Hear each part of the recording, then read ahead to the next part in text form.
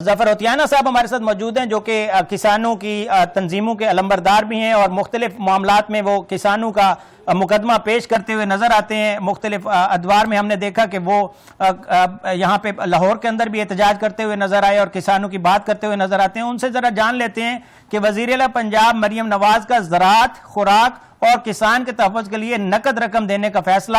وزیر اعلیٰ پنجاب مریم نواز کا کاشتکاروں کو فی ایکڑ ڈیزل پر 100 روپے سبسڈی دینے کا اعلان. اور اس اعلان کو کیسے دیکھتے ہیں ظفر صاحب؟ آپ کیا سمجھتے ہیں کہ مظفر صاحب یہ بڑا اقدام ہے یا اس کو ہم کیسے وہ کنسیڈر کریں گے؟ آپ کیا سمجھتے ہیں کہ حکومت پنجاب نے آپ کی داد رسی کی ہے؟ جی بڑی مہربانی جناب 7 نیوز کا کہ ہمیشہ ہماری آواز بنتی ہے. سر آپ دیکھیں داد رسی کس چیز کی؟ آپ 100 روپیہ کم کر کے زمیندارے میں آپ کیا انقلاب لائیں گے؟ آپ کی ان پٹس باقی اس کے ساتھ ادھر سے آپ نے 100 کم کیا، آپ کی فرٹیلائزر کا ریٹ بڑھ جائے گا، آپ کا کیا اسے کہتے ہیں ہر چیز اتنی بڑھ جائے گی. اب ہمیں تو سمجھ ہی نہیں آ رہا کہ ہم زمیندارہ، میرے خیال کے مطابق اس وقت کے جو حالات ہیں اس میں زمیندارہ چھوڑ دینا چاہیے تو بہت بہتر ہے. ہمارے لیے اب زمیندارہ کرنا ناممکنات میں سے ہو چکا ہے. جی جو اس وقت آپ دیکھیں نا 100 روپے کے آپ ریلیف دے رہے ہیں، لیکن وہ بھی آپ پہلے چھوٹے کاشتکار کو دے رہے ہیں، ٹھیک ہے؟ تو بیچارے بڑے کا کیا قصور ہے؟ اس کے پاس کو بہت زیادہ پیسہ آ گیا کہ اس کو آپ ریلیف ہی نہیں دے رہے.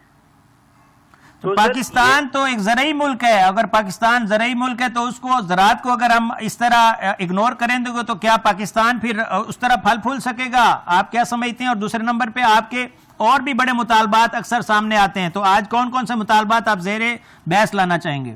سر دیکھیں آپ پاکستان کو زرعی ملک کہتے ہیں. سر میں ہمیشہ ایک چیز بات کرتا ہوں کہ یہ ایسا زرعی ملک ہے الحمدللہ کہ اس کی زرعی پالیسی کوئی نہیں ہے، ٹھیک ہے؟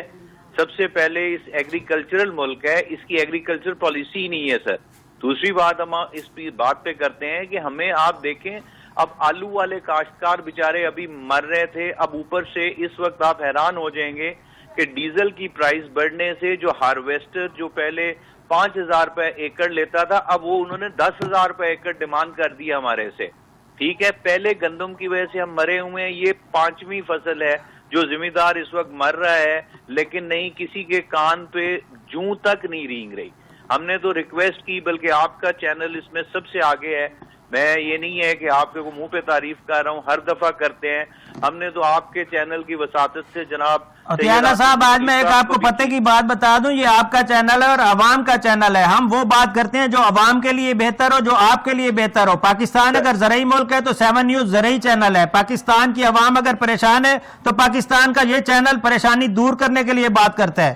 ہم وہ تمام باتیں کرتے ہیں جو عوام کے لیے بہتر ہوتی ہیں. سر آپ کی بات سے 100 متفق ہوں. دیکھیں آپ ہماری آواز تو سنا دیتے ہیں، چلے پہنچتی ہے یا نہیں پہنچتی وہ ایک کان سے سنتے ہیں، لیکن ہم آپ کے اس بات پہ مشکور ہیں کہ آپ ہماری آواز ان ایوانوں تک پہنچانے کی کوشش کرتے ہیں. آپ ہماری آواز چلے، ہم اپنا دکھ آپ کو بیان کر دیتے ہیں.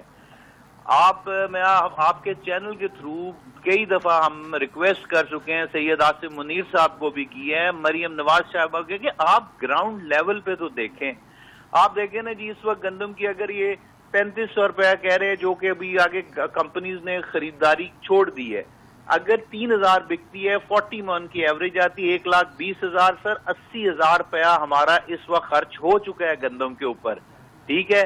10,000 اگر ہم بنیں تو آپ مجھے بتائیں نا سر 6 مہینے بعد ہم 30,000 لے کے کیا کریں گے؟ جس بیچارے کسان نے اپنے بچیوں کی شادیاں اس پہ رکھی ہوئی تھی، بچوں کی فیسز بھری ہوئی تھی، اب تو یقین کریں ہمیں ایگریکلچرسٹ کو تو انہوں نے اس نیچ پہ پہنچا دیا سر کہ ہم سوچ رہے ہیں بچوں کے ایجوکیشن فریز کرا کے اپنے گاؤں چلے جائیں، کوئی 1-2 سال وہاں گزارے، بحال ہوں، پھر واپس اس لاہور میں آئے.